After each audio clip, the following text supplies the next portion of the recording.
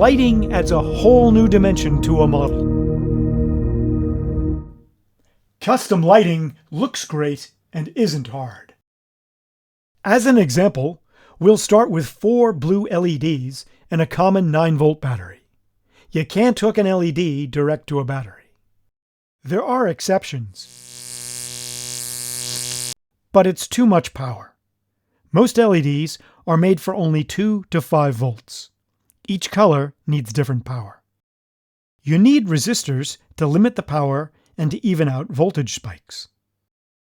If your LEDs didn't come with a data sheet, you can use generic info. Blue LEDs are usually 3.2 volts and use 20 milliamps of power. In a series circuit, with one LED feeding the next, we get even brightness and simple wiring. Just one resistor. But if one LED goes bad, the whole circuit is knocked out. And the more LEDs, the more voltage needed. 4 blue LEDs is 4 times 3.2 volts, or 12.8 volts total. But we only have 9 volts available. We could increase battery power, or use an AC adapter. For an adapter, wire in a barrel connector. For other projects, you can use a USB connector. USB is 5 volts / 1 amp. You can use a cheap and simple charger as a transformer. Parallel is more wiring and more resistors, but a bad LED doesn't affect the others. We can mix different color / voltage LEDs by using different resistors, and we don't need as much power. In parallel, the 4 LEDs use 3.2 volts total because they're each taking power separately. That's 9 volts minus 3.2 volts, so we need resistors to knock out 5.8 volts. Note, a AA battery is 1.5 volts, but a rechargeable AA is only 1.2 volts. Different chemistry. It won't make much of a difference for LED brightness. It's possible to mix series and parallel, but that's another video. There's no right answer. Series, parallel, battery, adapter.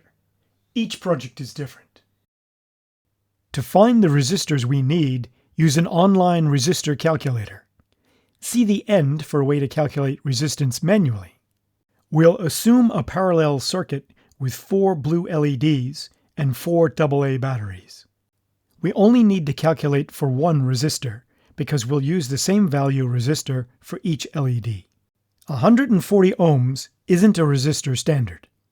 We could add resistors together to get near exact, but it's much simpler to just get the closest standard. We want to be slightly above so we don't hurt the LEDs. The closest standard is 150 ohms. You won't be able to see the difference in light intensity between a 140 and a 150 ohm resistor. Resistors heat up, but we only need to handle 0.064 of a watt. 0.125, or 1/8 of a watt, is a common resistor size. That's 4 blue LEDs and 450 ohm 1/8 watt resistors. The LEDs start at US 25 cents each, and the resistors at US 2 cents each. I'm using a breadboard as a demo, but you can twist the wires together or even solder. Strip off some insulation. About 1 centimeter or 1/2 inch. It doesn't have to be exact. You can use simple wire strippers, or fancy ones, or even just a knife.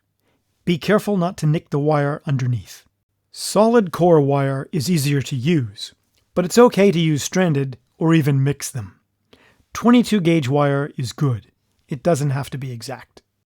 Place one wire over the other and twist until the wires wrap tight. You can't be electrocuted with so little voltage, but we don't want the bare wire to touch other wires or metal, so we'll use electrical tape. Shrink tubing is even better. You can shrink it with a lighter, torch, hairdryer, or heat gun. There are a lot of good soldering videos.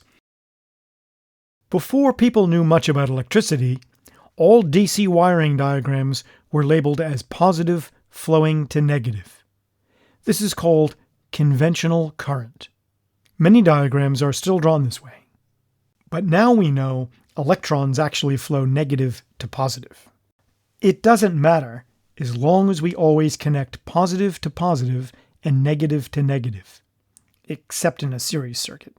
In series, they have to go positive to negative in a chain. LEDs only work one way.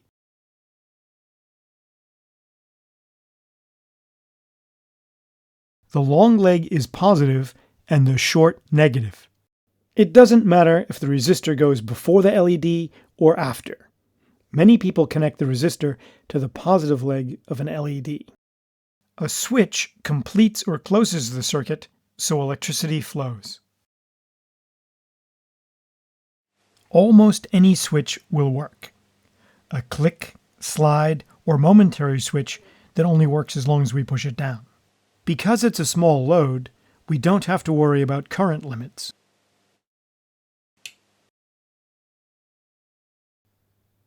You can add LEDs, as long as you have enough power, and even add sound. But that's another video. There are a lot of cool LEDs. Tubes, flashers, flicker effects for fire, welding, and lightning. There are even wireless LEDs. And strip LEDs, both regular and individually addressable with an Arduino. Start with a small, simple project first, and then the sky's the limit. Good model making.